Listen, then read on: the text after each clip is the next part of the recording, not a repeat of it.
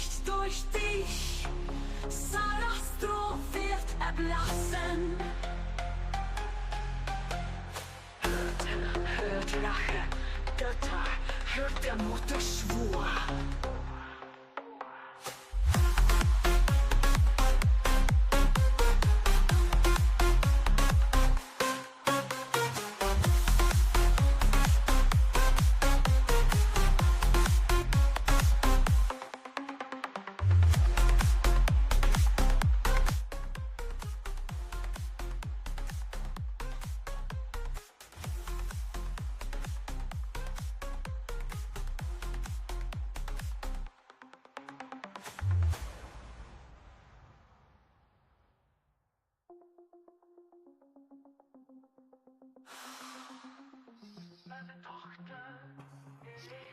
All right. Let me kill that. You still here? Right. I'm good here, Gene. Kill that. Why am I still hearing music? There we go. You still here? Right. I'm good here, Gene. Kill that. Why am I still hearing music? There we go. You still here? Right. I'm good here, Gene. Hey, Gene, tell the FBI to disconnect so we can run this thing. I'm telling you, I don't know what. All right, I think we got it. I think they accommodated. All right, I'm here. I appreciate it, guys. How you doing today? Hey, man, I'm doing well. Tomorrow, I'm cutting down the tree. Gonna get the holidays going by yourself. Good. Same. Getting ready. I got a little road trip coming up this weekend. Nat's got concerts, so we're getting in the holiday season. So, beside all this good stuff, you know, the both the professional and in family things kicking in make for a busy holiday season. It does. I mean, sometimes I think people forget that we're still human beings. You still got to raise a family. It gets tricky, but yeah, it is what it is. You got to mix it all together, that whole balance. Well, exactly. But you know, I think we're in complementary positions. You know, and it's ultimately, you know, what led to us doing this today. We've had like one voice conversation, a couple of chat, text conversations, comparing notes, and sort of the, you know, I'd describe it as a somewhat unique position that we're both in, where we sort of were outsiders to the UAP world and kind of had it thrust upon us. Yeah, we're going to have some of the same views, some of the different views. That's actually a good thing. But you're saying things that are key terms and whatnot in your kind of presentations that are catching my ear. And I think I'm kind of doing the same for you. And then that kind of naturally led us to get together. I think the one thing we can agree on is we are both a bit outsiders of the normal crew. Yeah, absolutely. So, you know, I guess our hope for anybody watching this live or later on once it's out there, is really, you know, to talk about our stories a little bit, you know, just kind of get everybody introduced for anyone who's not familiar, and talk about those things that we've found. And, you know, probably the most striking thing is, you know, as we've talked about, is we both recognize the national security implications of this. And, you know, and we've heard it in age of disclosure. It was obviously a big part of the framework. And, you know, like I said to you, for my stuff at least, well, I know the Russians have this. Do we have it? And the challenges in trying to get it in front of somebody, you know, that would at least say, you know, I not that I needed the confirmation or details, but who could at least say, well, thank you for sending this, and we're going to carefully consider it. And when you don't even get that, it makes you kind of start wondering. And on my side, you know, not only did I not get that from the government, I didn't get it from the from the champions of the issue in the community. And, you know, as I talk about, I came out of an Intel background, and it's one of those things when things don't make sense, you start asking questions. But, you know, let's start with you, really. You know, if you could share what you're able and comfortable sharing about your background, your entry into all of this, and where you're coming at, so that everyone listening sort of has that framework.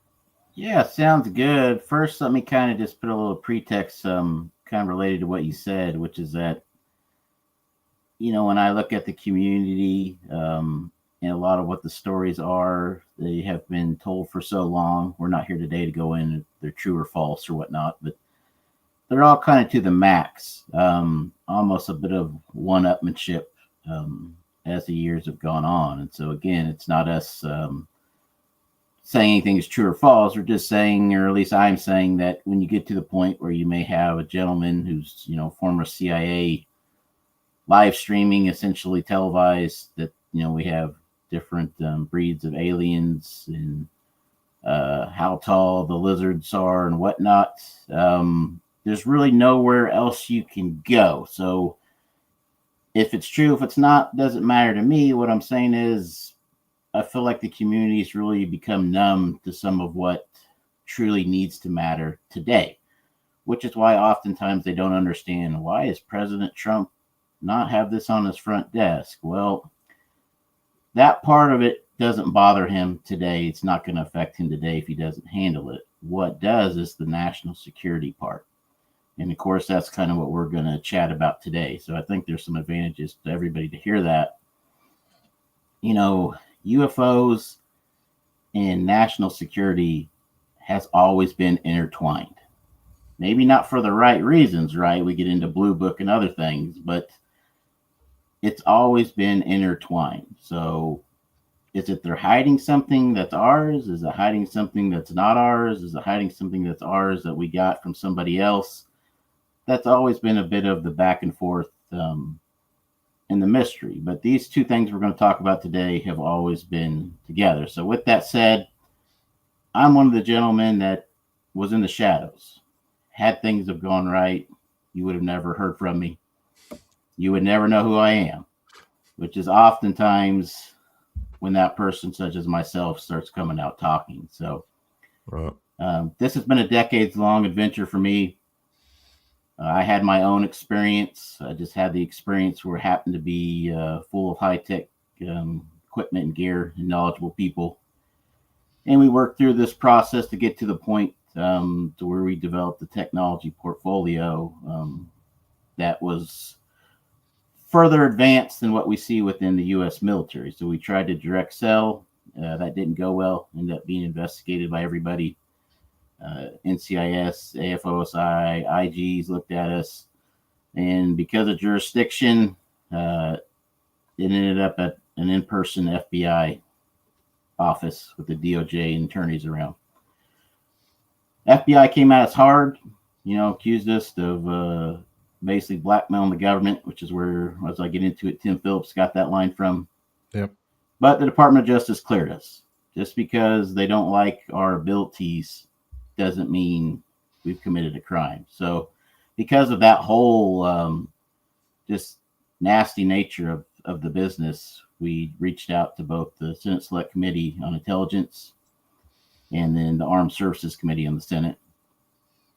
We got a call back, or got contact back, from the intelligence, SSCI, which everybody knows now. Those are where your folks are that stood up Arrow. And they were really just interested in one thing, which was the UAP term.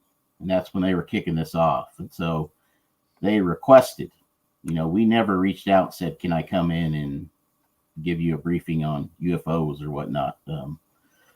That was it. They requested we come in. Me and my father, I think that's already out now, co-founders of the company, other folks came in, briefed them. And what year are we looking at? 2023. So the actual briefing happened in May of 23. We'd been speaking for quite a while before that because they were trying to convince us to come in, and we were trying to tell them, our problem is our treatment. I mean, right. Can you handle that first, and then, we'll move on to the next. So they did say that this would take the heat off of us, and basically, you're going to the intelligence community's boss, the people who confirm the leadership of these. So agreed to it, went in, went well. Right after that, headed over to Arrow, So we did the skiff at SSCI, did the skiff at Aero. And then that would start a process of going continually through this skiffs and meetings, mainly with SSCI, all the way. My last skiff meeting with SSCI was in January of this year. Yeah. And again, just to clarify for everybody, you were not, are not a government contractor. You were not, are not subject to holding a security clearance and all of that, correct? Correct. So never been a contractor, even though that's obviously what our initiative is. Never had a clearance, and as they themselves told us, we were the only people without clearance that have ever been in that skiff in the history of that building being built. Although it's unusual, when you get into national security, you do what has to be done. So if we're the only people that can bring you the answers, the rules kind of go out the window.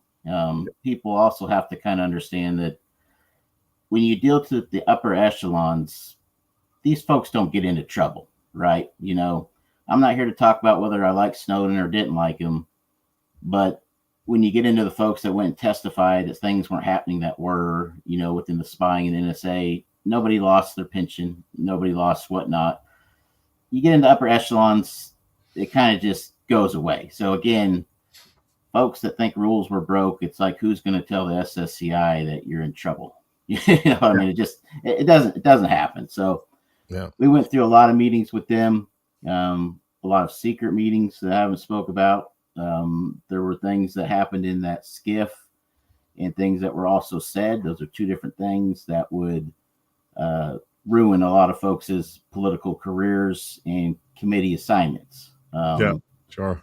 These were not, can you fly up to DC chit chat when you have sitting senators in the room. So I'll kind of leave that there. Basically, and I've released some of the documentation. It's out there floating around now on the, I think it's a Medium article and a bit of the vetted thing that I did in the UFOs. Ask Me Anything has it all at the top of all my receipts where they're talking deals with this. So the promise thing was they were going to protect us, SCI, from the Invention Secrecy Act that we knew they were trying to use, and they would help us get a deal. So at the end of that, sorry, go ahead, finish up. So at the end of that, what we were waiting for didn't happen. It was a shock. It was a shock to all of us, including one of our gentlemen who works for the government, who's a funding guy that was waiting on the call to finish that off. And we never really knew what happened. And then forward a little bit, Tim Phillips starts making the scene and speaking a little bit about what I'm going to say may have happened, because there's so many problems with this story that don't add up. And just, I had this question up on the screen from Casey UFO Tar Heel, asking about that. So, if we just sort of bring the audience back to the moment, you have come forward into the, to the government with materials that your company has analyzed, that were found materials. Your company analyzed these materials and found things you thought would be of interest or important to the government. And those were the discussions that you were having. And you approach this as, as business people, correct? Correct. This is what you do. This is, your bread and butter is aerospace sciences, materials, technologies, etc. Right. So, and I'll kind of start with this. The FBI group investigating the UAPs reached out to me recently, and I told them the same thing, which is, I'm not a witness. This is a business for us. When you have 20 years and you have millions of your dollars invested into it, it's a business. And SSCI knew that ahead of time. It was always the carrot of, we'll help you get the deal. Yeah. And so the Tim Phillips aspect of this is really when he started, he didn't outright name you, but he started alluding to this idea that, whether it was by intent or a misinterpretation, that you're trying to pursue a business relationship based upon these materials was being framed as an extortion attempt, when you were really just speaking in commercial terms. There is a product, the product is available, who wants it? Yeah, I mean, so when I went to Aero in my company, I mean, there's more than just me that was in the skiff. We brought them everything that we had from everybody we've talked to, even Cyber Command that could have swore we must have hacked the system to know where the GPS coordinates, of these things were. So they had all that, and we went through all of it. It wasn't a painfully long meeting that we actually ended up ending early. And they knew that one of the main things that pissed me off is when the FBI accused us of blackmailing the United States government. The whole point of this, which you kind of relate to, is it's almost $1 trillion budget in the defense industry. What we went to and actually said is the things you think aren't trackable actually are. Yeah. We will help you correct that before anybody else, meaning the obvious adversaries, figure that out. Because as we all know, and I think you could probably even speak better too, it's air superiority determines who wins the war. And so to think now that our $1 trillion programs of stealth, and even the ones that haven't been built yet, but are ordered, are already obsolete, is a pretty big issue. Yeah, I think they generally hope to at least get 5-10 years of really good secret use out of it. But my understanding from back in the days. Yeah, so I mean that's what the whole initiative was, is we're trying to help you. Keep in mind when you work in the shadows, until we brought ourselves to light, no one knew who we were. So if we were going to do any of that shady stuff, we'd have already done it and been living in a penthouse on some beach in a foreign country. But that was never the point.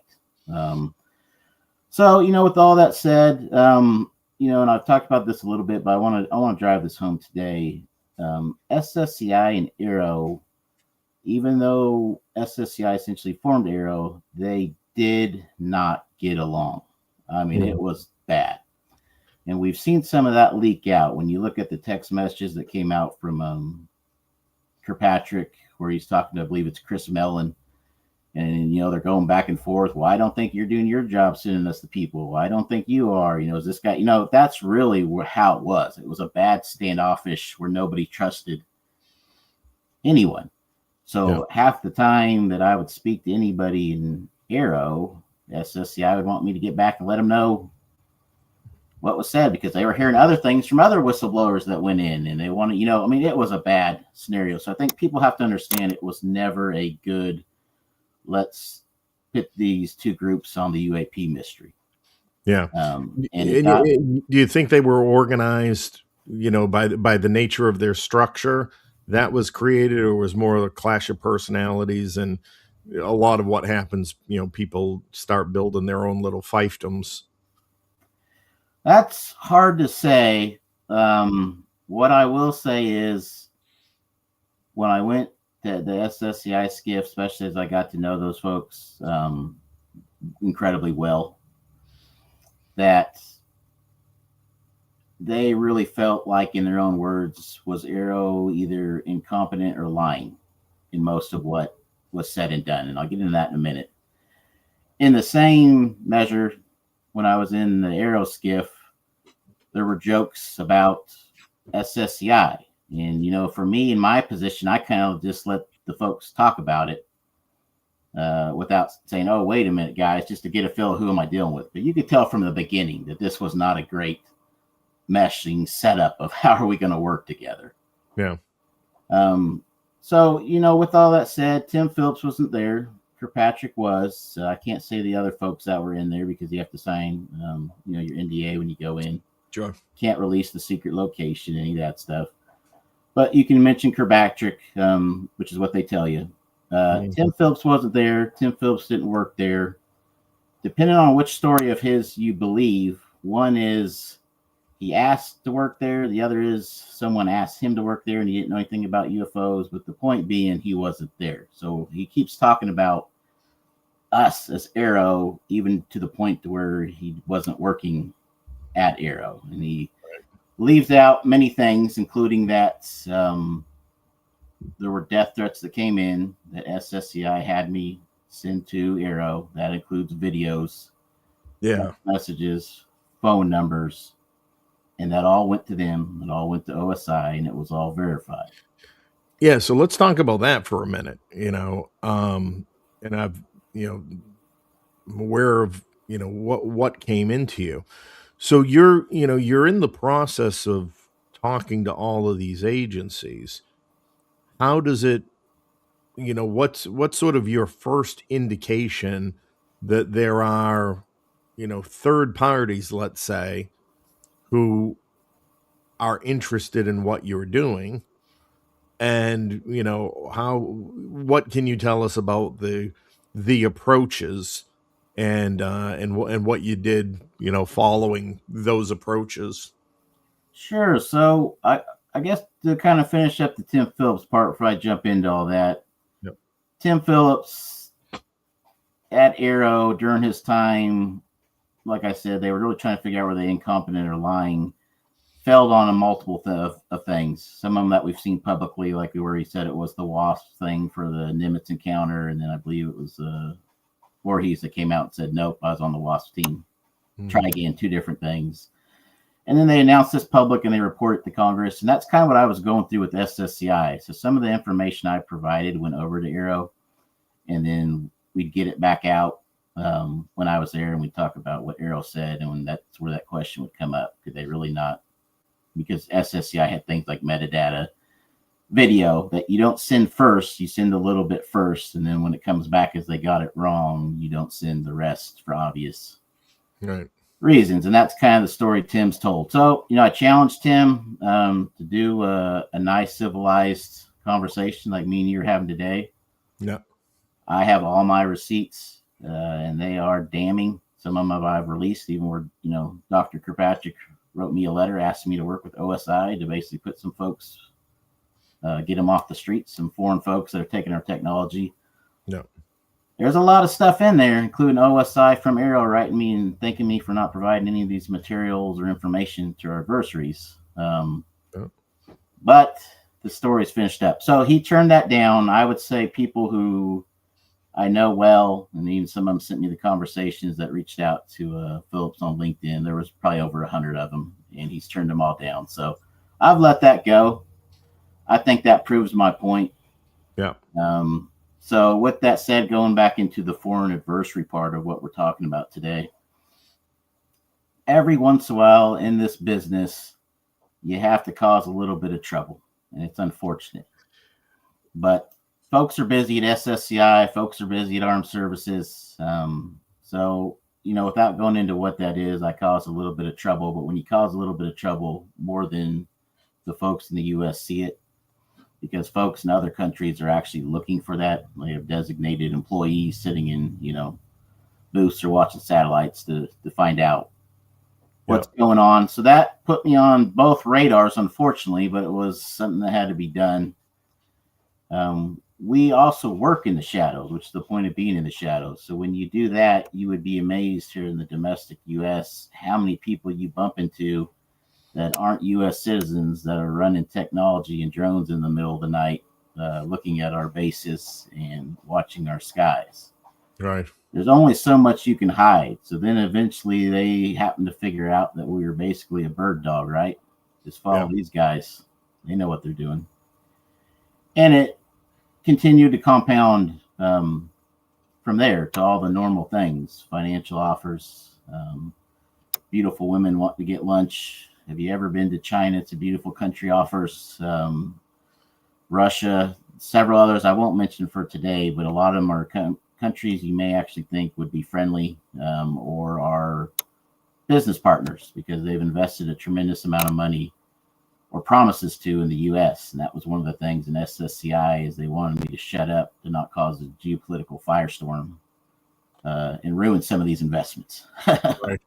And this kind of goes into your Yeah. path. No, I'm tracking. Like you said, there's just so much, let's say, thematic overlays, between the stories. And I'm actually just looking here quick at even my own, web analytics and where the top countries, that I have hits from, right? US, UK, Hmm. all right, obviously, Australia, Sweden, Germany, France, Netherlands. Then you start getting China, India, Brazil, Belgium, Japan. And it's funny, I used to there was Vatican City on here, but Vatican City seems to have disappeared from my because I always thought that was an interesting one.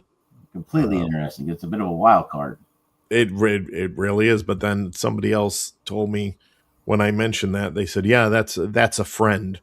That there's Hmm. somebody who focuses on these issues Yeah. over there in Vatican Well, I City." tell And you, the overlay, it's actually really interesting because, I've got people in my team. Like when we used to go in, they would call us the Space Cowboys because we have a lot of guys that built for the space program. And we have a lot newer folks and physicists with us, but we have some business people too. And one of the things that one of our business guys, when he was going to go out looking for investments, is he was looking at the Vatican's investment arm. And yeah, should we put this sort of technology and power under God's, investment arm? And it's just kind of funny to me when you talk about the Vatican of like, now you're saying the Vatican's looking anyway yeah. at the technology. Well, there's one other. What's it called? IQTEL. NQTEL. Yeah. Incutel, right? So that's essentially the CIA incubator for private industry for products that have applications to the intelligence community. I don't know if that falls under the purview of the things that you would have, but it's the idea that there are these types of government backed, um, or perhaps government shareholder private organizations that do these types of things, make these investments in companies that are developing technologies across a broad spectrum, that have both a national security and and even civilian applications to them. And the general public might not be aware of that. So again, when you're making an approach as a commercial minded person, as a business person, if that strikes anybody, as odd in and of itself, again, anyone close to this system understands these types of companies exist. We Yeah. will then And take it and invest in it and help develop it and things like that. right. And they also will tell you if you've done it like I have, where they say, wow, you've done a good job because we can't find you on the internet. And basically, they're appreciative of the fact that you kept it a secret and you went in this sort of manner. I mean, Yeah. Social media, I don't want to sound like the old crabby guy today and kids these days, but, there's still some quality to just shutting up and going the old fashioned way. I mean, you have to prove yourself when you go in. Again, we did that with coordinates and different things. It didn't get the right attention. They were, more interested in going after us, but there is still an appreciation for being quiet. So Every as things stand right now, right, and try and jump into the broader, national security aspects of this, and the sort of meat of why we wanted to bring this out and have this public discussion, that we're average citizens, let's say, right? We're not currently working embedded in government, but we find ourselves in situations where we believe things that we have found have national security implications. And you took your path, and my path again was a little different, where um in very much the same way, had the quote unquote experts, advocates, champions um taken 10 minutes to have a phone call, I'd have probably sent them everything and nobody would have ever heard of me either. Mhm. Right? I was more than happy to. Had no interest in getting involved in all the rest of it, but constantly seeing the contradictions of, oh, we're looking for this, we're looking for that, we want to we want all the information to come forward, and you bring forward information, and particularly to people that it should be very relevant to. Again, you start asking, you got to start asking the questions. So, from your position as it stands right now, what let me think how I want to phrase this carefully. So, you know, where do you stand, I guess, with it, as far as the commercial aspect, and within the scope of your other business activities and things like that, whether you're continuing to pursue it, or you're continuing discussions, if you can discuss any of Yeah, that, yeah.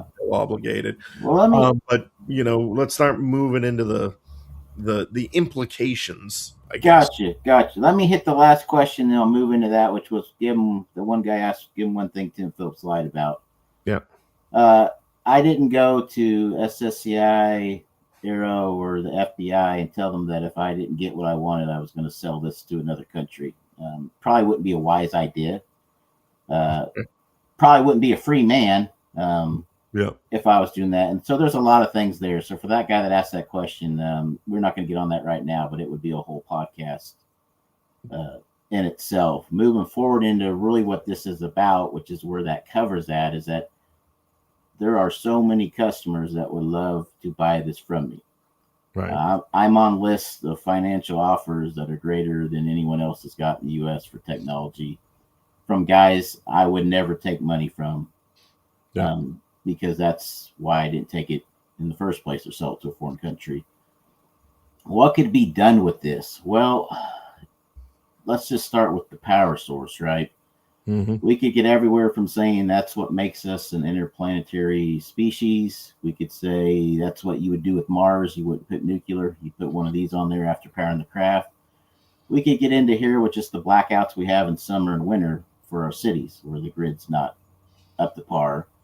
You could parlay that into AI. One thing that we keep hearing about AI is that it's going to run the world. And in a lot of ways, it will. Not cheating on homework, but you essentially feed every book for physics or medicine into a computer that remembers all of it and can make computations faster than we could ever dream of. And you have it work 24/7 to come up with new science. Yeah. That takes what they're trying to do with the Department of Energy program. Yep. That's Yep. right. That takes an amazing amount of power. That takes an amazing amount of water.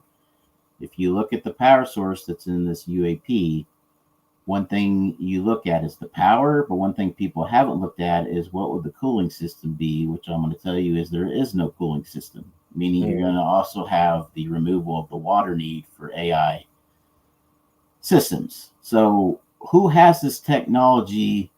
Not only, as you know, Fravor mentioned in the Nimitz encounter, one of these could have took out an entire carrier strike group. You're talking about billions and billions of dollars and thousands of lives.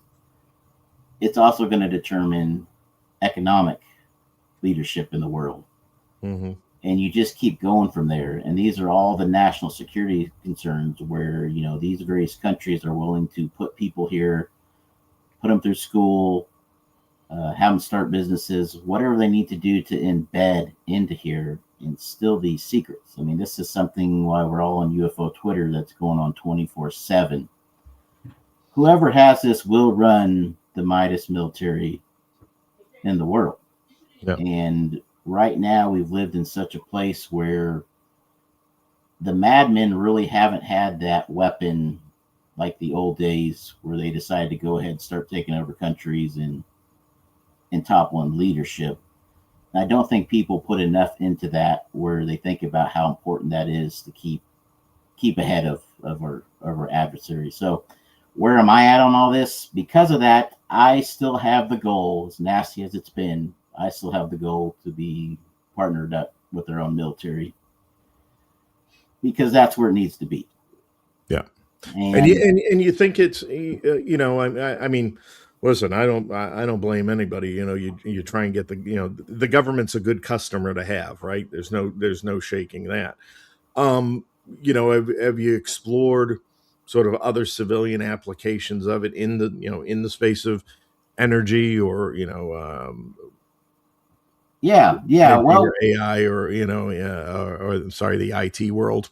we have, but because we live so long in the shadows, this is kind of that Right. process of coming out. But as far as what we've looked at, I talked a little bit some about the power source. Let's just look at big applications here.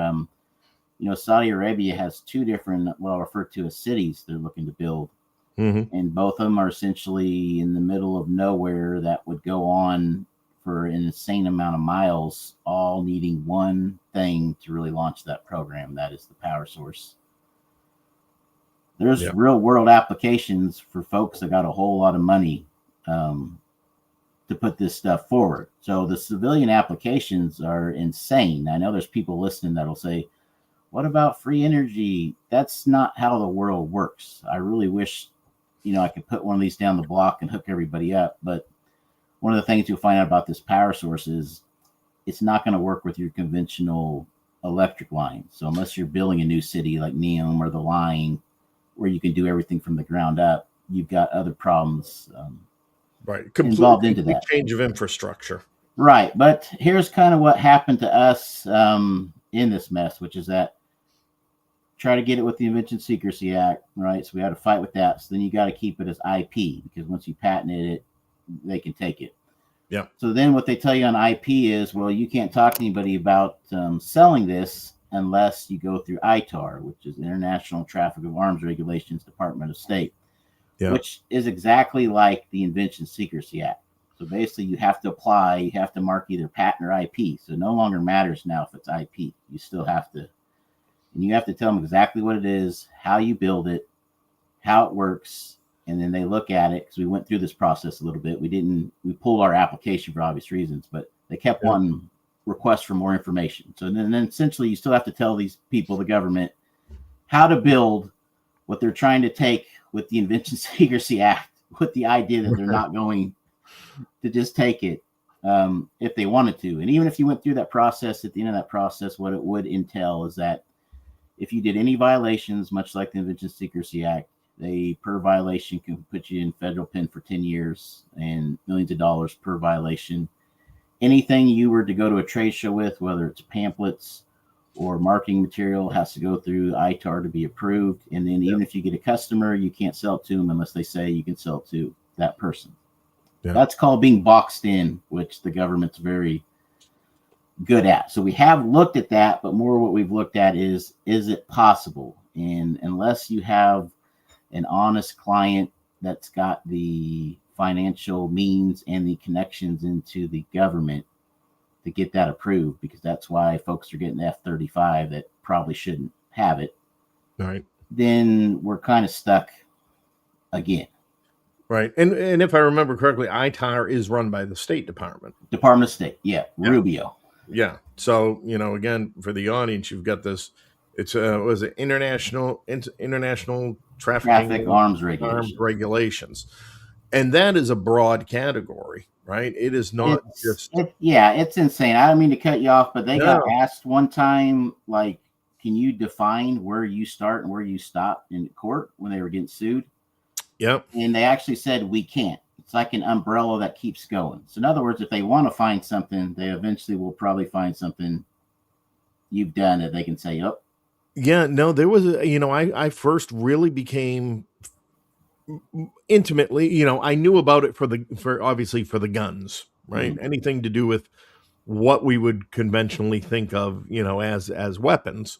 I had that familiarization. And then as I was sitting in a position, I had to go into Canada to pick up a piece of technology that was, it was, I can't begin to understand how it fell under arms in any way.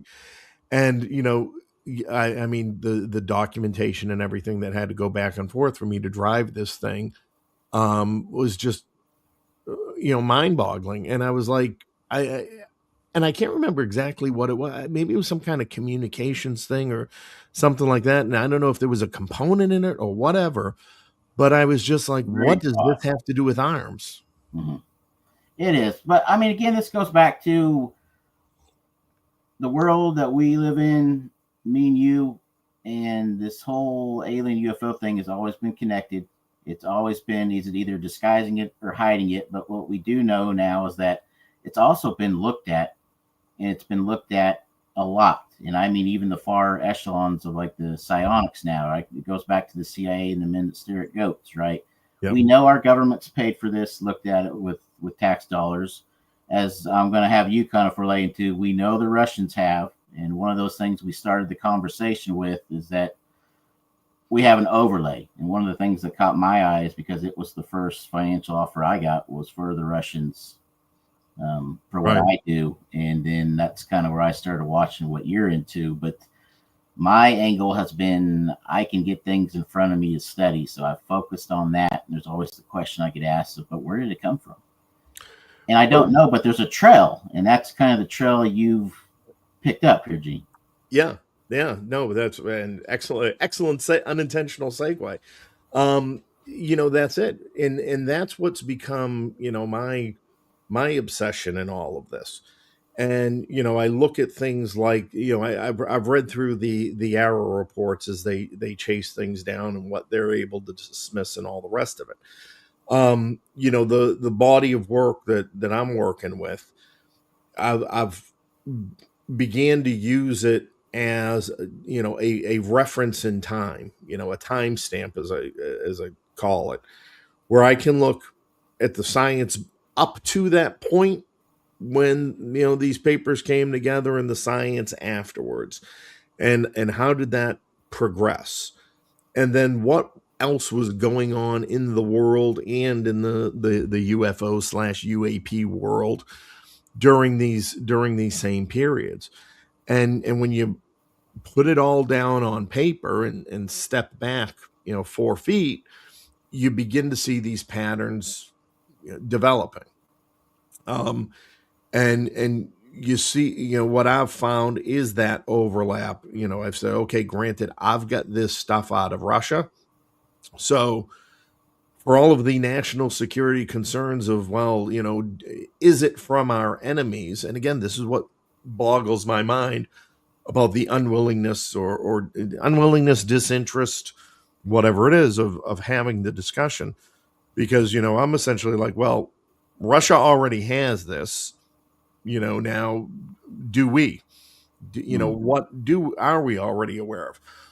But then I look at the programs, right? Those patents, the everything, declassified, OSINT, and the progression. And I said, well, so obviously we've had to have looked at something similar. There's time frames, I talk about the brain drain after the fall of the Soviet Union, where we know scientific and mathematical knowledge came over. We know exactly by name, the people from the former Soviet Union who went into the Department of Defense. And then you can see the fingerprints, continuing on through there.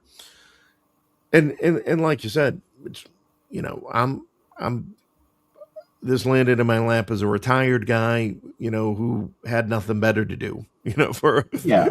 and so I said, well, if the government, if the legislators are asking questions about this, right, and I hear all of these statements coming out, I'm looking at this like, here's a match. It's like, hey, here's something you might want to look at.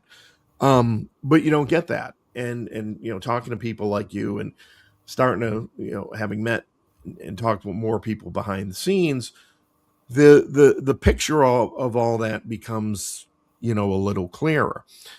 And what becomes most interesting is this, the adversarial aspects of, what the concern is in the national security. And I'll bring up, well, let me see if I do this without Yeah. screwing Well, anything I up. mean, while you do that, I just want to point out this is literally what SSCI does every Tuesday, I believe it is, in SCIF 219, is they get reports on how far advanced someone else is on a particular technology that could mean the world's end. Usually, Yeah. every week there is a list that comes in that's called the kill list that has who we want to basically send a team uh, paid through the CIA to go get. There's Yeah. also, as we know, going clear back, we've all seen the movie now, the Manhattan Project. We know what scientists are doing what for other countries, whether we want to get rid of them or we want them to come over here. But this is Right. something that is continually watched, and I wish people paid more attention to that. And I think one of the fascinating ones I'm curious, most curious about. So in my analysis, and I've got the slides ready. I'll bring them up after this. The Pays patent, the U.S. Navy patents, Mhm. those seem to have the most direct fingerprints that collectively speak to the body of work that I have here, and so those obviously came out much later than the time that these were written. They would have come out after the Russian brain drain period. So I can see the scenario for the transfer of knowledge, let's say, out of the former Soviet Union into the Department of Defense and into these programs. And then I started looking at like Pace's background himself. And he immigrated here 13, 14 years old from the uh Romanian Soviet Union, right? Where it was even known to be more brutal and more controlled than the Soviet Union proper. Um and so no information about the parents or how they got here. Usually if there's some dramatic story, you hear about it. But kind of only picks up from college, and then from college goes right into the government, and he's generally very quiet and tries to stay under the radar. Well, what that screams to me is he was identified somewhere very early on as probably a scientific prodigy, and it would seem that the US government was probably involved in extracting him from his and his family. There's some interesting folks like John Kiriakou and some others that have kind of spoke about not this gentleman particularly, but how this works. Where all of a sudden, if there's a school you need to go to or your mom needs surgery Yep. or health care, we get these people over. And I think again, not I guess to focus on him completely, but to say that when I was warned about basically not leaving the country anymore, when you get into Yep. SSCI and the threats that I've had, it's not even just Russia, which of course, anytime you have a place that's been, I don't want to say toppled, that's not the right word, but there's obviously going to be leaks of information and people that try and flee, Yeah. but also the whole block of countries that people don't know that terminology anymore around them don't show up in any of those either because they can still Yeah. No, grab you. absolutely. So, I mean, you don't just walk out with a whole lot of knowledge. It's not normal in this industry. No, not at all. And again, just for the audience benefit and scope and scale of these things.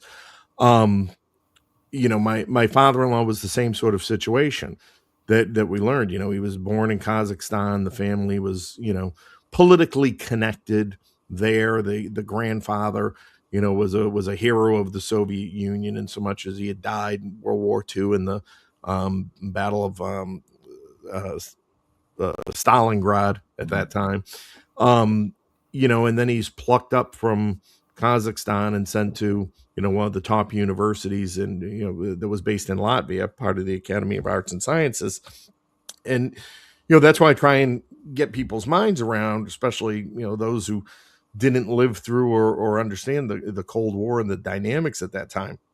To be sent to a university in the Soviet Union meant something, right? This wasn't your kids deciding what was the best party school, Yep. and Riga, Latvia was the best party school Yeah. ever. And no, they Right. right. They said you are going here, and they send you there for a specific purpose. And so when you see that in the other direction, and you hear the stories, and Pays. There was somebody else I recently heard of as well, who I think he was a U.S. citizen anyway to begin with, but was identified in high school, put in all these special classes, and sort of Yeah, I mean, progressed just that I way. guess to give people more of a, so we don't get, I guess, too far down the hole that maybe they're not relating to. Even a place like China, especially until here recently, had a one kid policy. Now, if your one kid was identified by the country, not you, but the country, that they may have a gymnastics talent, for instance, and they got put on the team, where then basically 18 hours a day they practice gymnastics because we want to win gold medals every 4 years, Right. you get permission to have another kid. But if you have an individual in your family in most of these countries that is that sort of performer or identified by that way by the country, your kid is no longer your kid. Yeah. Your kid is going to help that country, whether it be gold medals or the next, invasion of technology. Yeah. And even Natalia, on part of her family, she has a relative in Russia who in the early days was involved in the nuclear program. He was another physicist in the family. Um, and he has never left Russia. He can never leave Russia. He's well taken care of, but he doesn't go. So I'll move on. I got those sheets. So this here, I've got a few of them presented in a few different ways.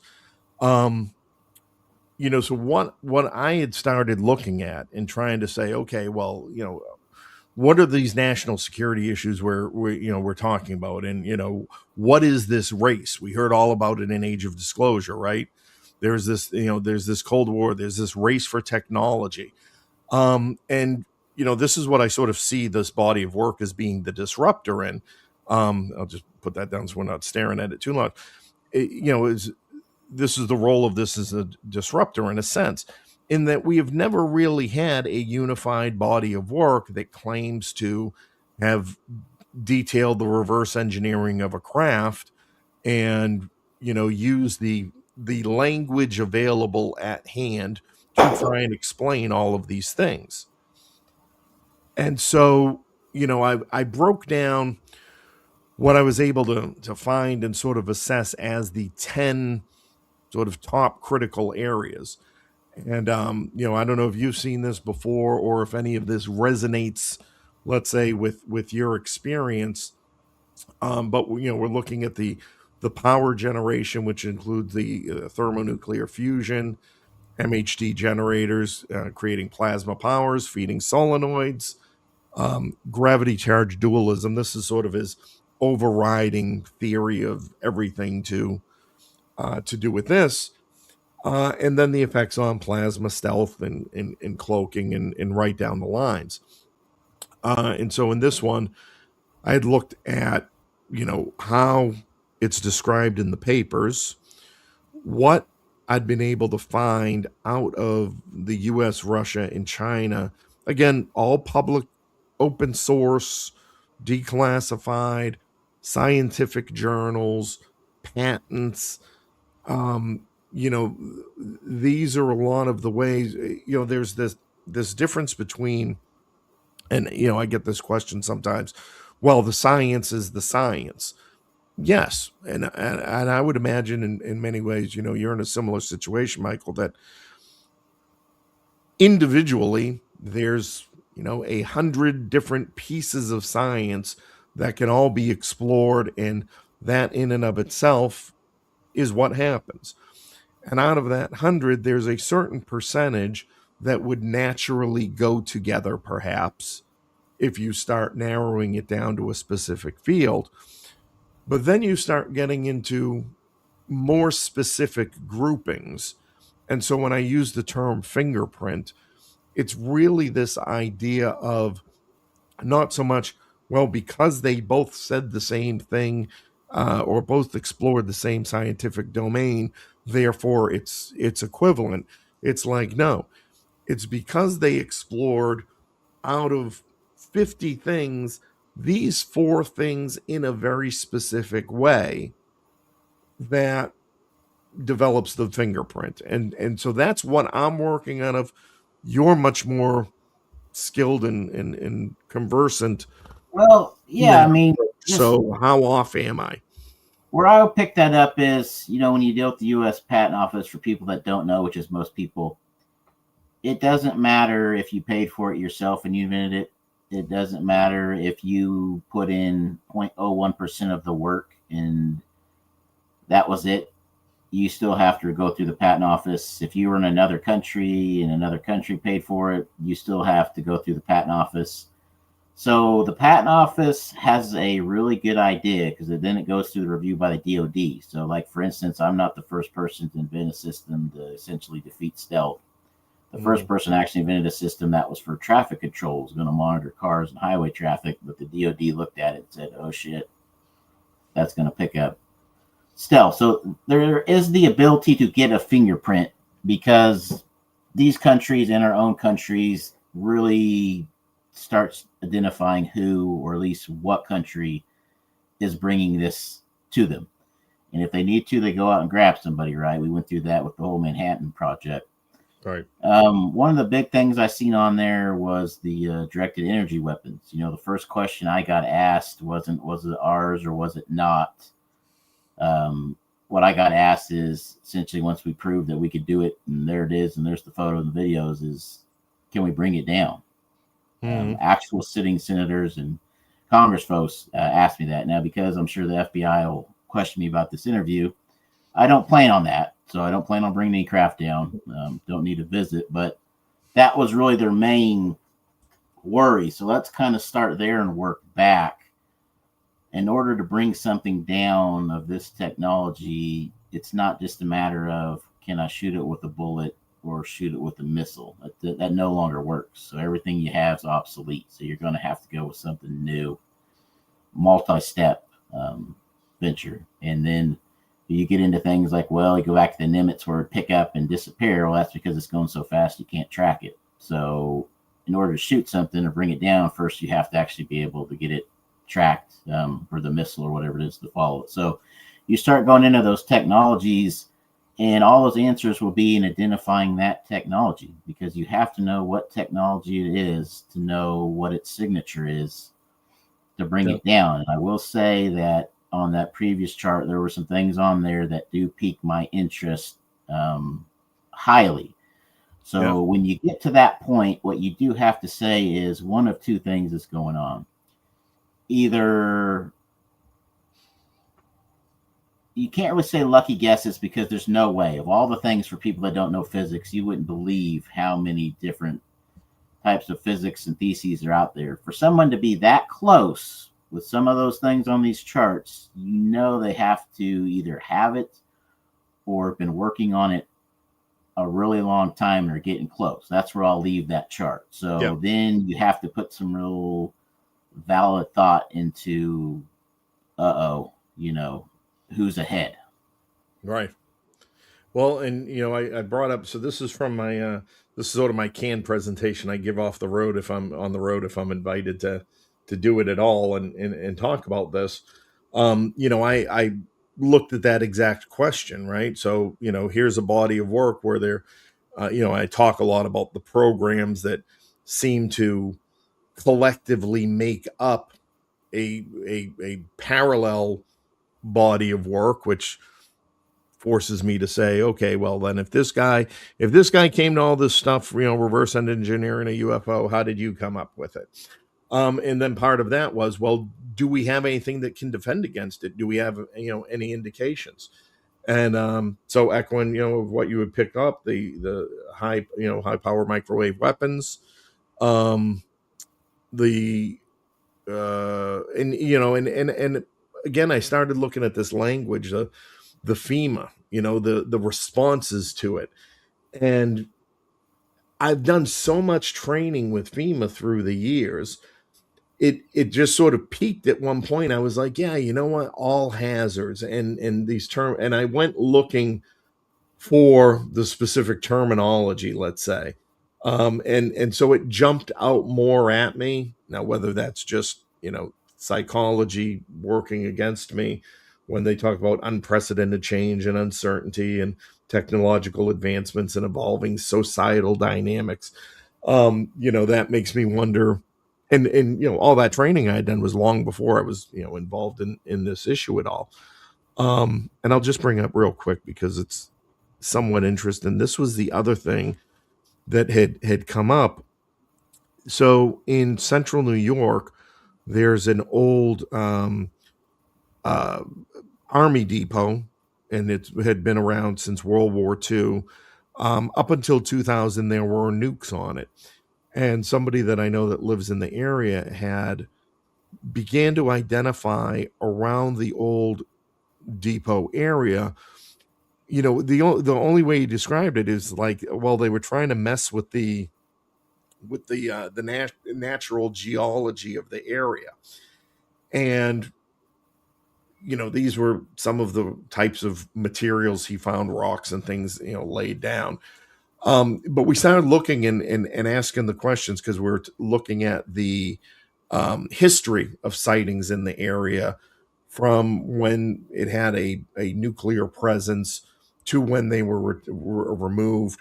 And you see these notable periods of decline in reporting of phenomenon. And we all know the interest, the connections, UFOs, and Mm. nukes. So that, as he started finding this, we started asking the question where, want to explore it more.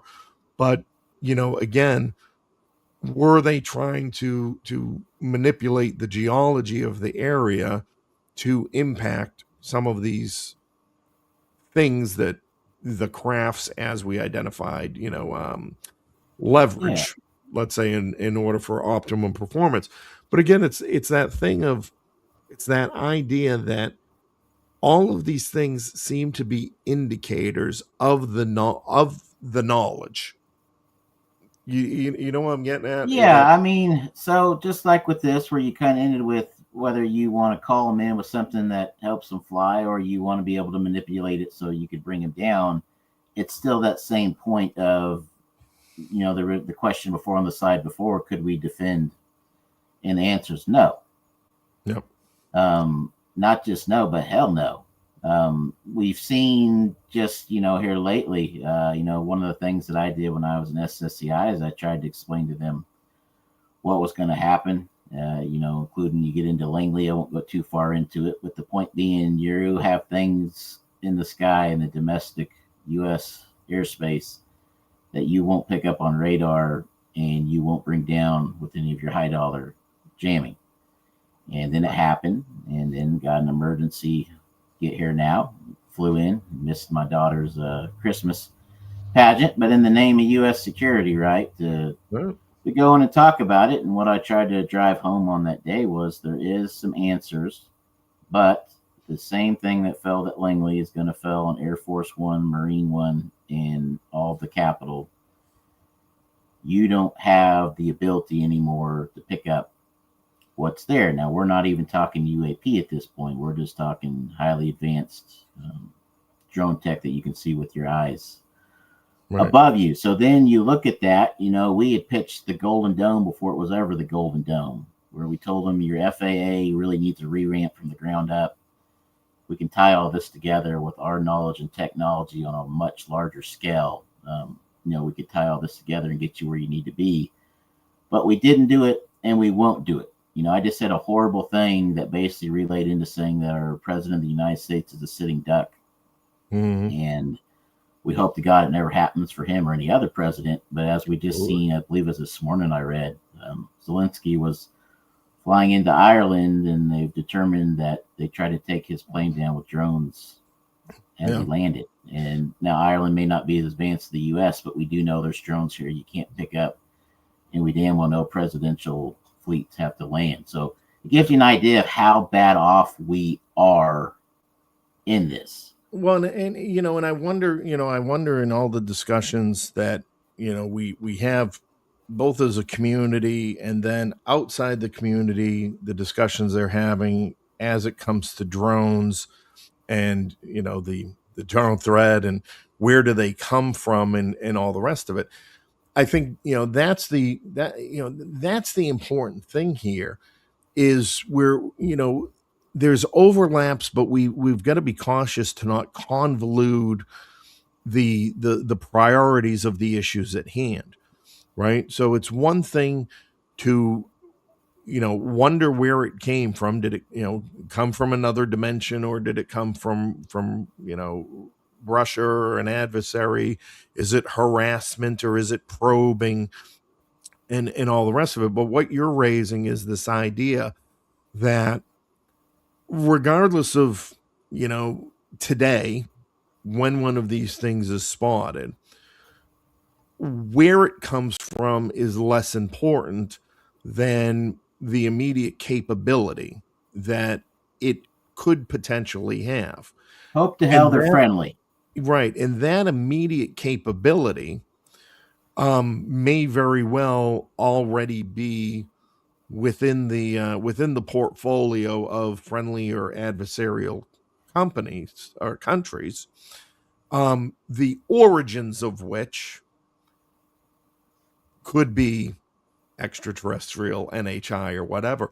But that's sort of not the point right now. Is Right, what I'm right. hearing from you. I mean, I had an interesting conversation with some folks, higher ups within the special forces, of bringing technology in, and their conversation with me was the same as every conversation, which is that the military is very interested in this. One of the reasons is because Fravor said it couldn't be ours, right?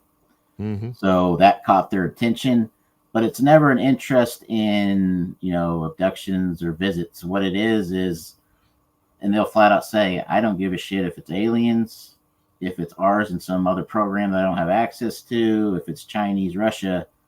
All I care about is I want it. How do I get a hold of that coding, that technology, to be able to track it?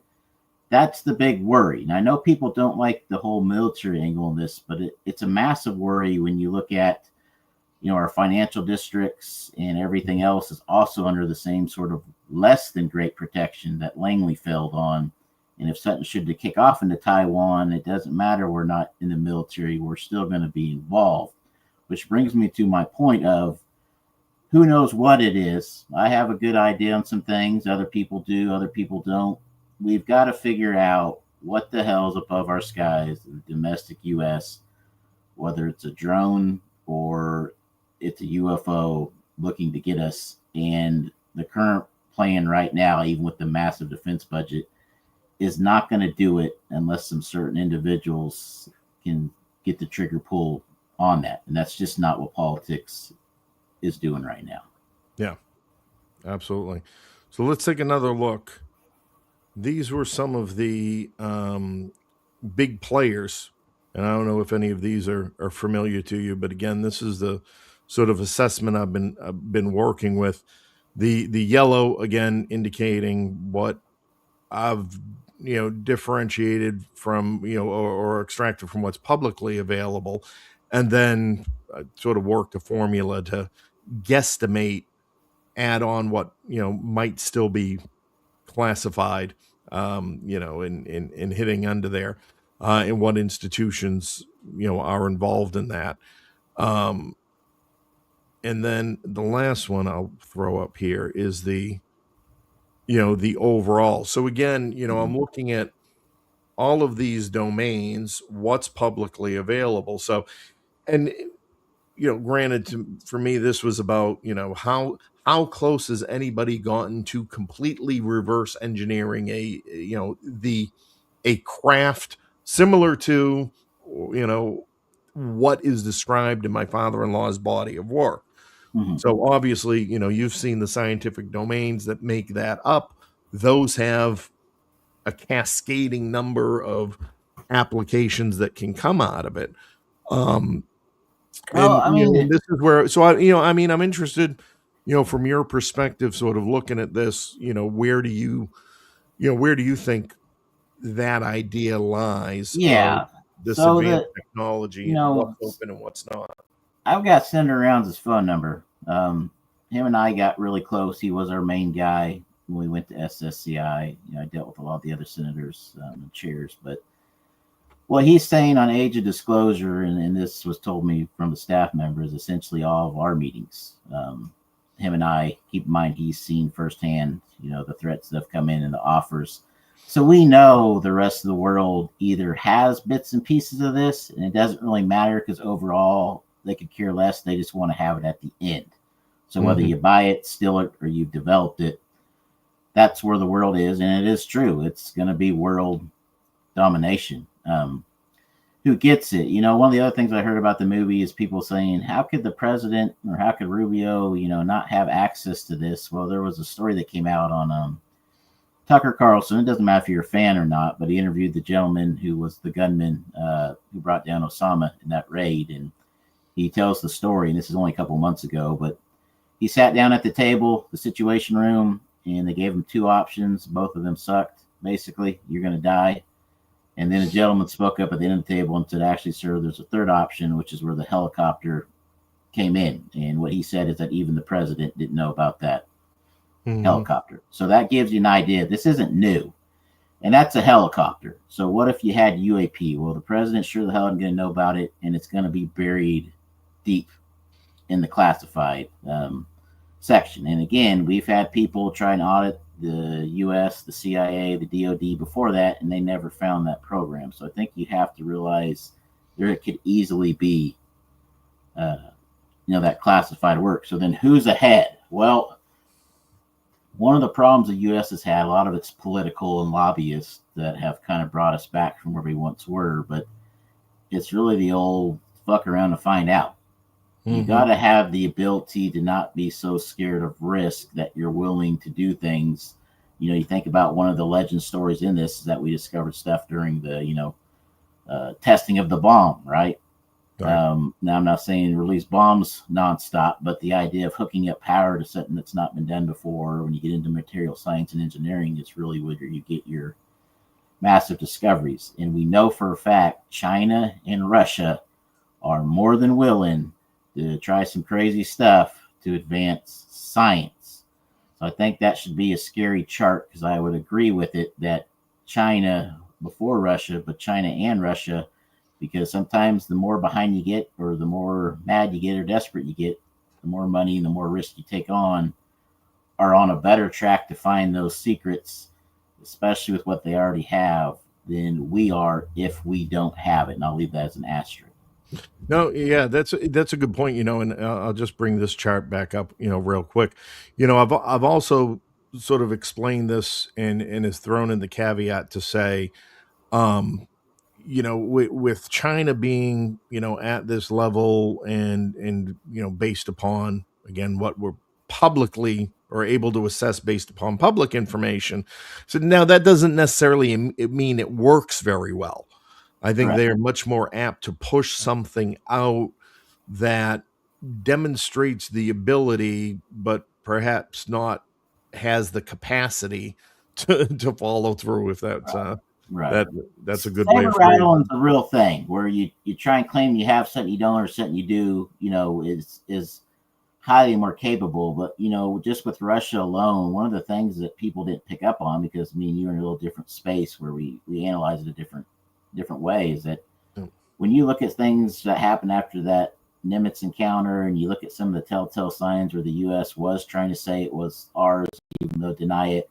One of the things that the Russian president came out and said is that essentially they had a satellite in space that could drop down essentially a missile that you wouldn't be able to take out because of the speed and the performance of it. So everyone is looking at this as a game of either saber rattling or, how do I defend against that technology that everyone in the world, other than maybe some of the skeptics, knows for a fact is here, that we've seen at the Nimitz. So again, this is on the top of the list of so many countries of who's going to beat this.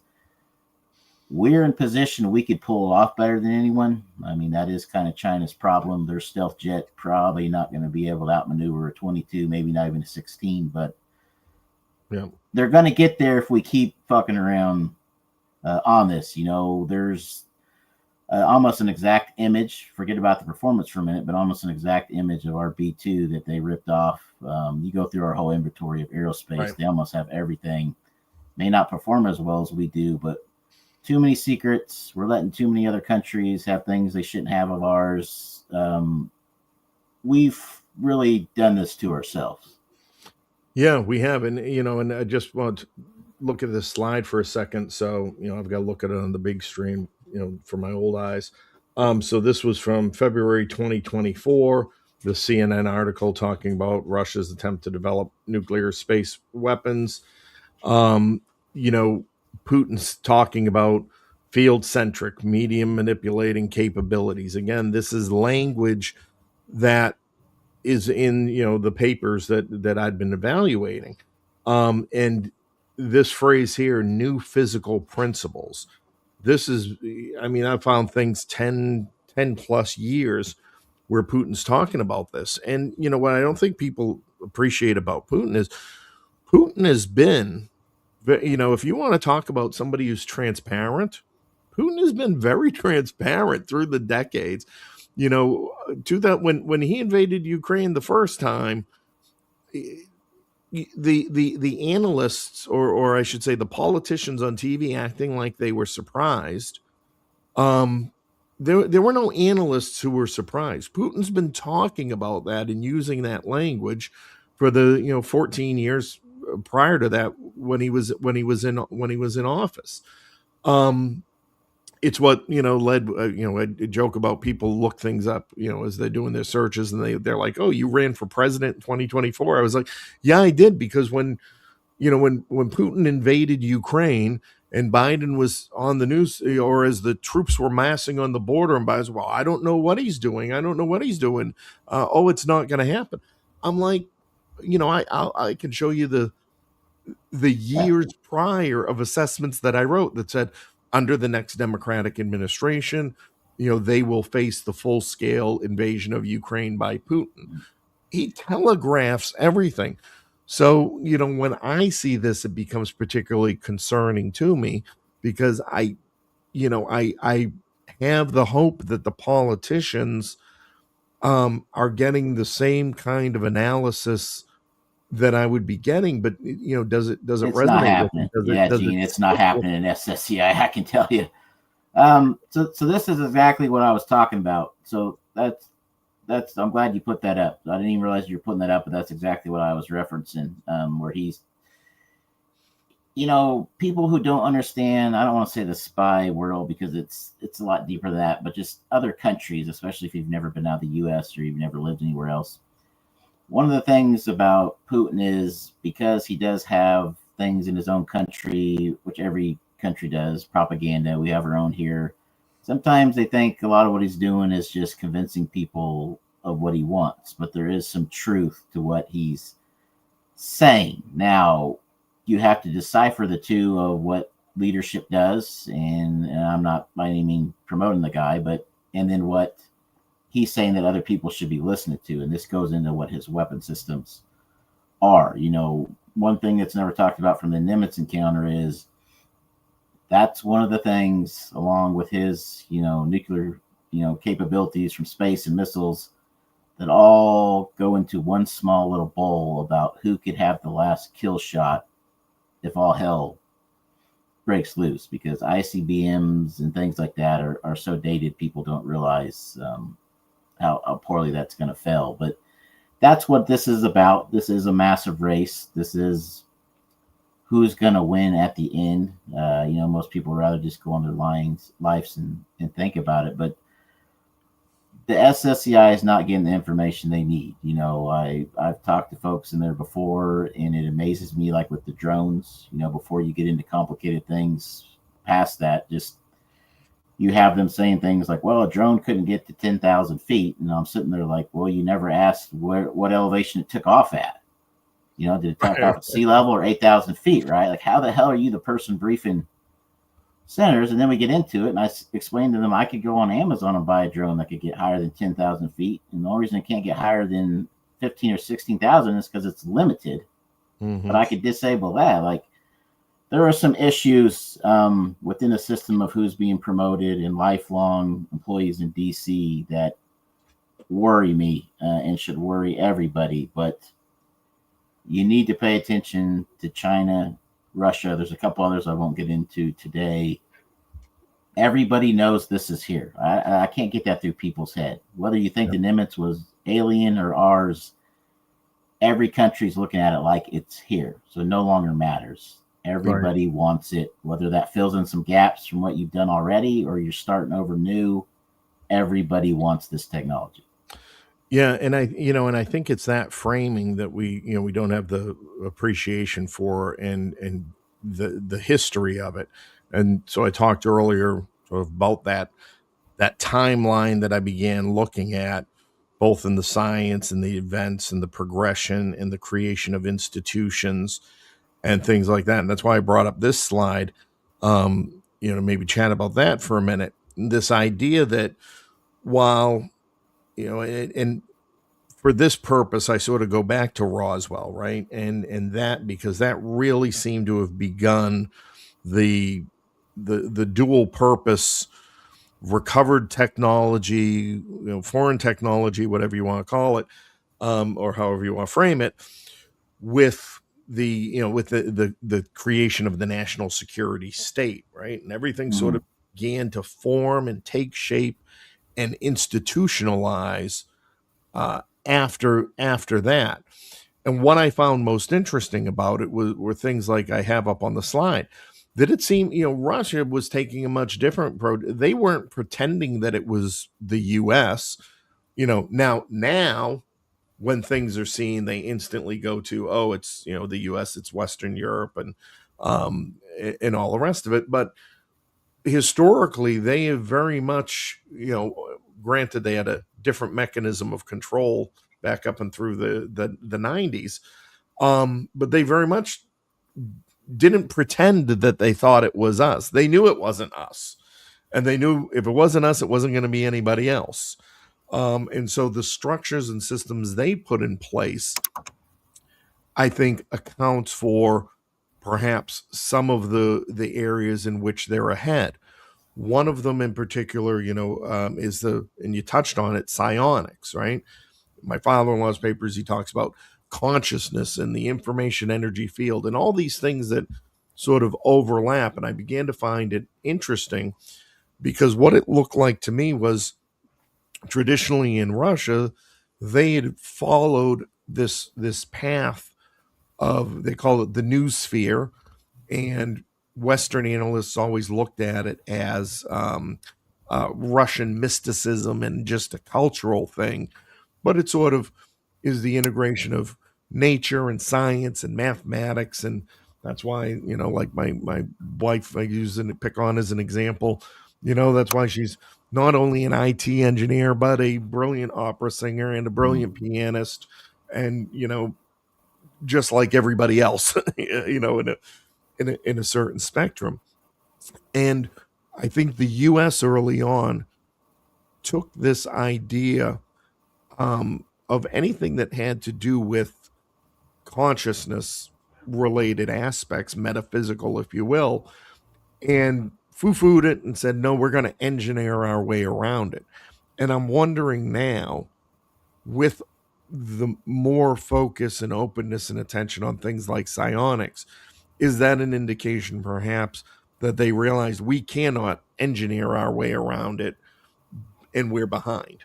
Well, it brings up a good point, which is that, and I've kind of brought it up a couple times. And keep in mind, you can find recent videos of leadership, whether it be the Department of War, Department of Defense, even going back 10 or 20 years. We have lost our way on forgetting about FAFO. We have this idea now where if we just pay more to the same massive companies, that somehow that keeps us in the lead. And that's really what's got us in trouble. You look at places like Turkey or others that now have a drone game, or even North Korea, which you think of probably as one of the most half-ass, from what you hear about on the medium countries, brought out a mobile ICBM launcher, and we reported, oh shit, we didn't know they were working on that. We've almost kind of forget littler countries too, but when you get into things like the Invention Secrecy Act that I'm facing, some of our greatest things have been in there. One person essentially invented something that would turn off all of our missiles, if you're on the defense side of it, and he got screwed. But point being, you'd be amazed what one person or a country can do to get there. So we think we're the biggest, we think we're the best. We watch all of our patents, like I talked about. But I guess for me, I'm personally not a believer in the whole I don't want to say psionics because it's bigger than that, mental sort of thing, but we know for a fact our government on multiple levels through the history of time has studied that. I guarantee you they're still studying it somewhere in a program that they're not going to tell us about, but it doesn't change the fact that we need to change what we do and how we go about it. I got asked about Roswell because you can imagine, you start bringing in answers, they start asking about Roswell. For me, which is why I took interest in, your papers and even just who you were, went back and read your book about your time in the oil industry and things before I approached you to get an idea of who you are, which is normal in this sort of, no different than you do yourself, Sure. who you're dealing with. It's hard to find information, especially in this world we live in now, that's good information to go back and look at the old stuff, so like the 50s, right? Mm-hmm. You go back and you look at Roswell. So it's hard for me to know what did or didn't crash there. The little bit that I talked about with Roswell was when I brought up one of the things that happened during that time. Doesn't mean it was all of it, but it was essentially a radar detection system to pick up high altitude balloons. Mm-hmm. And the balloons were going to be incendiary, meaning they were going to use the currents to float them over here, fall in national forest, or fall in the middle of New York or anywhere else, light the place on fire. And then what happens is during World War I and II is we say, forget helping those people, get everybody's butt back here to the U.S. We're being attacked in our homeland. The place is burning on fire. And we pull those troops. And then we say, what does that do to the outcome of World War I or II? It's probably a massive change, but the public would demand that and the politicians would say it. And I brought that up in the context of literally what just happened with the Chinese spy balloons, this old outdated things. And what happened, you look at every politician's Twitter, they turned on each other. So I know that's kind of a weird parlay into it, but what I would say is these are all parts of things, you have to look at. One of the things that I pitched when I was going into this for a particular congressman, I won't go to who it was that I would look at everything with an honest view. So not just what's in our ear that we already know about that shouldn't be there, not some of the stuff I've turned in pictures and videos, but I'll sit down with some of these known people who have these abilities and I'll determine what's in the air. And it doesn't matter to me whether it's a drone or some sort of ball of energy or light or whatnot. And that's kind of what I call the ultimate red team angle. And I really think that still to this day should be done. Not so much because I believe, but because I also don't really spend the time not believing. If it's in the skies, we need to know. And I think that would help the community even better than that to be able to say the people that said they were doing this are telling the truth. People said they're doing this aren't telling the truth. Let's sit down with facts and move on, which the last thing I'll say is, I did offer myself up for the hearing to testify, but my thing was I wanted to be polygraphed on everything I was going to say beforehand. And I didn't want to sit with anyone who was going to talk about 5-foot lizards unless they were polygraphed, and in which case I would buy the first round at the pub afterwards. My way of planning and going about, plans is strategic to win, to push, because then you have to say, well, shit, the same part of the government that determines who's okay to have nuclear codes just polygraph these guys and they're telling the truth. So that forces you to, report on it. So that's kind of, I know I went a little far on that answer, but like everything is a mess right now. And even the UAPDA, which I'm against because of the eminent domain, none of these are really going to get you where you want, which is back into the hands of what's possible and what's not. We really don't know. I'm gonna bring up a comment, and it's gonna make and it's gonna make you laugh, but I'm bringing it up because, in all honesty, this is the most poignant part of this discussion, right? And again, it's from Casey, and he had posted it during the time when we were talking about China. And he said, just because they're making sex bots, they're not putting them ahead of us. and this is the nuance that I think a lot of people don't put their minds around. Is that that's exactly right. They want to be ahead of us making sex bots and keeping the general public happy and interested and laughing and curious, about technology like that instead of focusing on the things like you and I are talking about.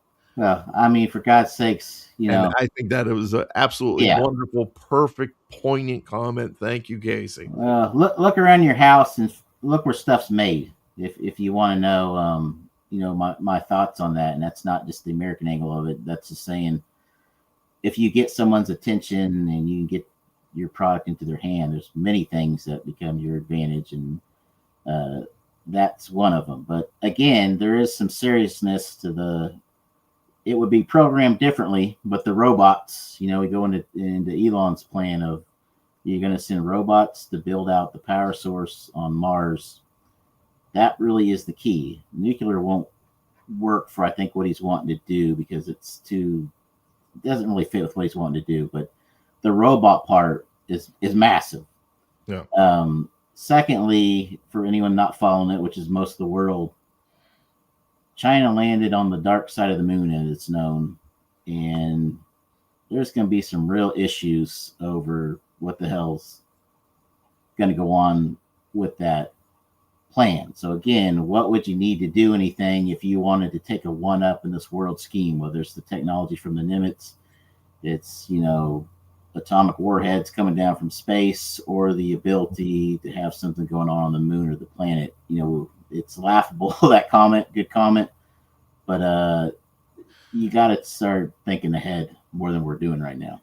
Right. Well, and we got Russia, Russian expansion and setting up bases in the Arctic, and there's all of these things that aren't exclusive or aren't indicative of the UAP community issue, and I think that's what we're trying to talk about and trying to frame or give an outlet to frame the conversation around national security implications. And you can't look at any of those within an individual silo. You have to look at them collectively. And, so we're just passing an hour and a half on this, and we can start wrapping up.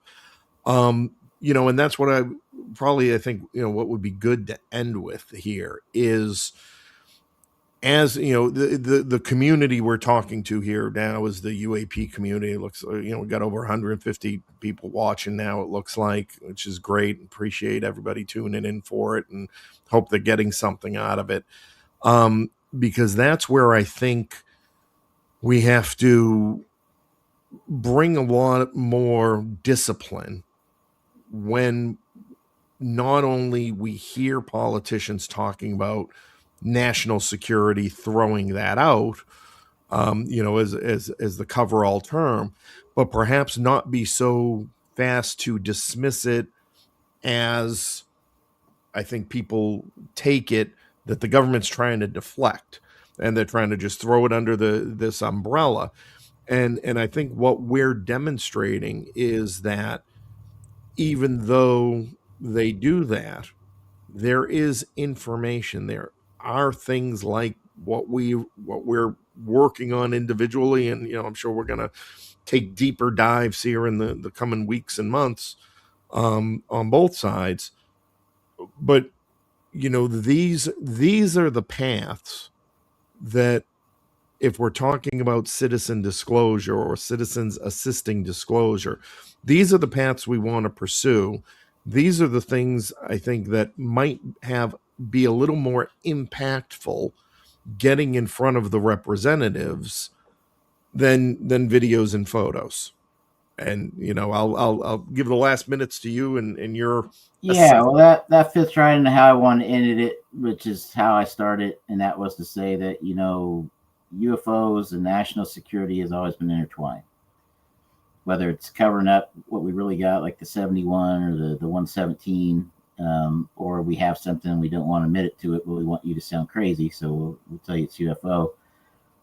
So we've got a bad taste in our mouth from that. However, you see everyone in the community and mostly the UAP caucus, even they're kind of falling apart, not the Senate anymore, talk about when we have one of these meetings, we only have 4 or 5, Congress people there or from the House. We want 50 or 100, or we want everybody's cheer filled. They're not going to come to it to hear about Nordics that breed with earthly women.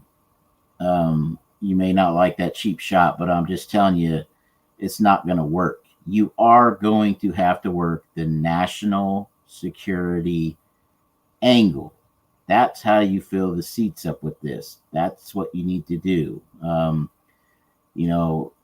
Ivan, my particular lawyer, he's got going back months ago where he's trying to tell people, go after the drones, parlay that into UAP. That really would have been a better plan, because every senator, every congressperson in the House addressed the drones. You do, whether you like it or not, are going to have to focus national security as your fingerprint to push forward what the hell is also in the skies, or I don't think you're going to get there. Now, they may not like it. Maybe they do, a few people, but that's kind of what I mean. You talking is there may be a better way to push this forward for everyone. Well, and I say it all the time when it comes to the broader public, right? You want to just walk into this community. It's a drinking through a fire hose, right? And everyone's got a different angle and different area of expertise that they have experienced themselves, which is great. But it seems there's again also the fighting for attention and that and certainty, let's say, of what it is. And I think I would hope the one certainty everybody could land on is this national security aspect of it, and whether it is from a terrestrial adversarial threat or an NHI threat of some kind. It still falls under the same umbrella. So it is. I'll leave this with my last 2 cents, because as I've already said, we should be done with Arrow, and everybody has their own choice. I don't really tell anybody to do that. I don't know why people are platforming Tim Phillips, but the point of it is, I think the community's done with Arrow. They're done with SSCI. So now you have the UAP caucus, but now the newest one is the FBI. Everybody's hope is the FBI is on the scene. They'll solve it. Let me tell you what the message said to me when the FBI reached out to me and others. They want to talk about national security. That's what they want to know about. So maybe this time, with someone looking at it that has some weight, they're looking under national security. Maybe as a community, we go forward with them on national security instead of against them. That what they need to look at is all these other things, which I don't have any doubt that some of the people must be telling the truth. But one thing that anyone's ever said to me about stories, whether it be, abductions or anything else, is always under the context of, I know. I wouldn't believe it if I was you, Right. So then what do we need to do? We need to go at it a different way and show everybody, national security wise, why this needs taken attention to, instead of just focusing on one person had an experience. How do we prove that? Yeah, absolutely. Well, Whistling Mike, thank you very much. I enjoyed this. I hope the audience enjoyed it. And you're on Twitter. Are you anywhere else? Or I'm on Twitter. I'm pretty much done with Twitter. I made my point with Tim Phillips. I'm still around here and there, but not much. I probably won't see a whole lot you do on there. I'm doing a little bit on YouTube, but not really. I'm kind of out of the community per se, unless someone that has got my respect, asked me to come on and talk some things. But like, I've always said, I don't have a lot of the NHI UFO stories, but I'm always here to talk tech. So again, I'm not really pushing anything on anyone, but I'm always here to try and help the community get this going forward. You just have to change your ways. Yeah. I'll be here if you see me. Let's put it that way. Excellent. So so thanks again, and just hang on even after I end the stream for a moment. And so thank you. Thank everybody for I checking thank in. everybody for coming and listening. I know it's wasn't what you're used to, but I appreciate you at least giving us the time. Exactly. And I want to give a shout out again, Casey, UFO Tar Heel. Thank you for your comments. Friends at Interstellar reposted and UFO intros who've been supportive. And of course, Hannibal and the Hannibal TV. If you're an old school pro wrestling fan, like I am. I missed him coming in saying Mean Gene this time. It gave me flashbacks to my childhood. But let me tell you, when I first connected with him, and that was again thanks to Casey. I told her, I was like, I just love the old school '80s guys.